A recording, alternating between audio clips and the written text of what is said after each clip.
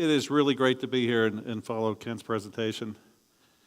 So I'll start off with asking a rhetorical question. What drives an organization like the Department of Defense, as big as we are, to look towards the ECHO model as a solution and to potentially integrate that into a larger part of our healthcare strategy in the future? How did we come to believe that the only way to treat disease is by giving drugs?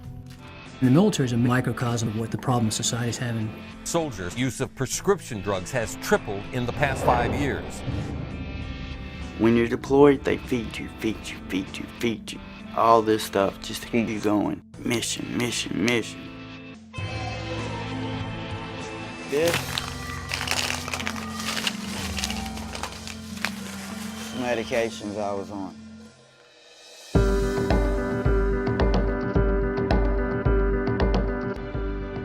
The Army Surgeon General directed that we establish the Pain Management Task Force to take a look at alternatives to narcotics. I'm 2.5 months out of combat. I was skeptical.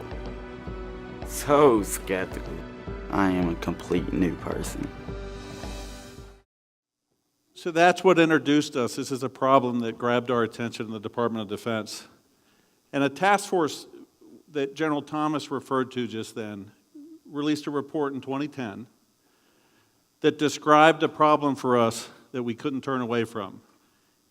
And immediately after the task force report was released, Army Medicine embarked on a massive campaign to restructure the way we deliver pain care in our organization.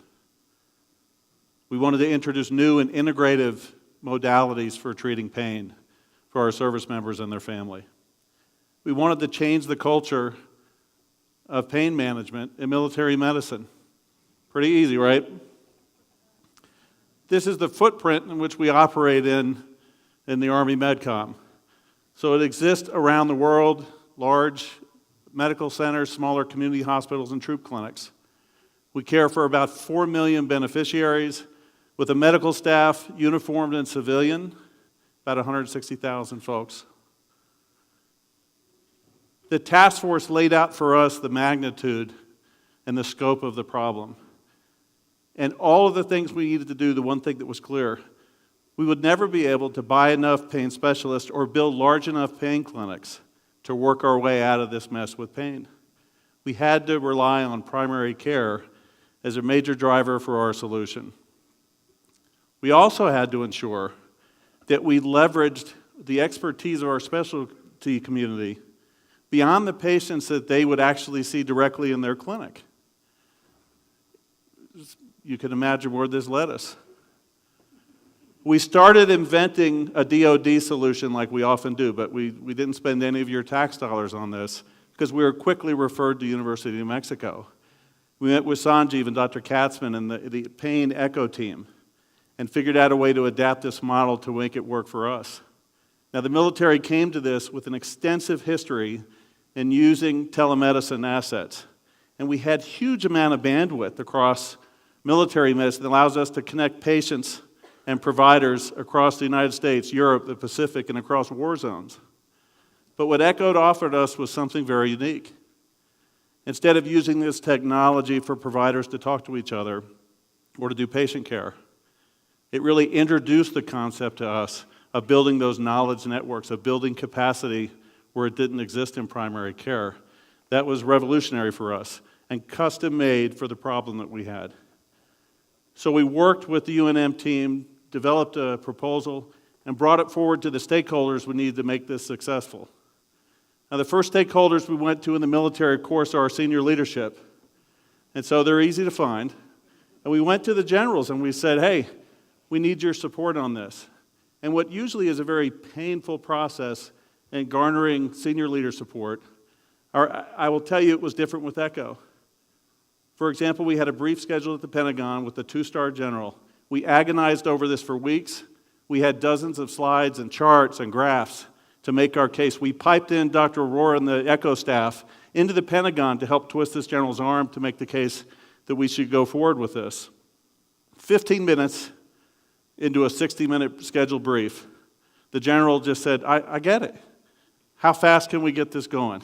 And what can I do to help you? That's what makes us radically different. We went on to the primary care community, and again, we're trying to help them. This was developed with primary care in mind and with primary care support, but we surveyed the field and talked to them. Talked to the leadership in our medical homes in the Army, and talked to the providers on the ground. And to a person, they understood that the problem was going to be there no matter what happened. They signed up, said, let's do it. But they asked us for two things. Give us some formal education, teach us how to really use this new tool that we're excited about, and give us protected time so it doesn't count against our productivity when we're sitting there learning and being mentored.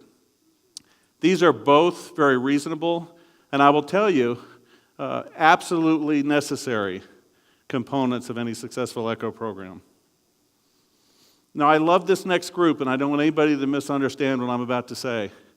But we went into the specialty community. These were going to be our leaders that would build our hubs, that would mentor our primary care folks in our network, expecting them to mirror the enthusiasm and support that we received from both our senior leadership and the primary care community.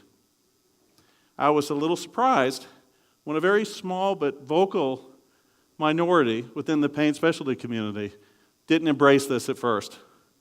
To some, the idea of building champions in primary care was perceived as a threat to their specialty. They felt there was nothing better they can do than to see the patients themselves, and despite the wait list and the backlog, they really were convinced that the only way out of this was them to keep working and working and working. And they weren't really the best partners at first with primary care. But over time, we didn't limit ourselves to that group, and we found champions within the specialty community, and there were many. And they demonstrated that this successfully builds networks. It builds relationships. It created relationships between specialty care and primary care that never existed and probably still don't exist to this extent in other programs that I'm familiar with in military medicine. So it was a very strong thing. And nothing converts skeptics better than successful programs. So I would say most of our reluctant warriors have signed up for this now, and competition is driving them all to do their part in their section of the military. Now, right now, we're in our third year of collaboration with the University of New Mexico. 4 out of the 5 regional medical commands in the Army have functioning knowledge networks, hub and spokes. And the 5th one, with assistance from University of New Mexico, hopefully will stand up on their own this year.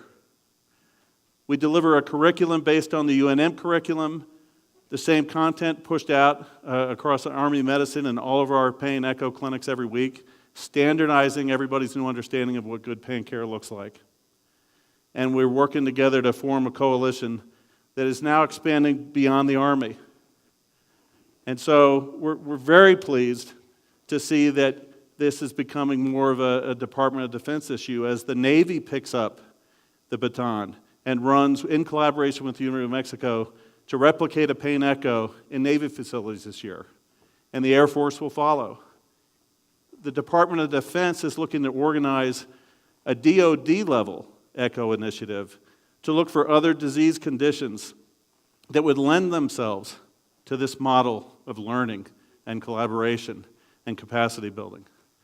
So we're very excited. Heading into my retirement, there's nothing I'm happier about than seeing ECHO get off the ground in my old organization, and we look forward to great things and taking care of soldiers, sailors, airmen, and Marines. Thank you.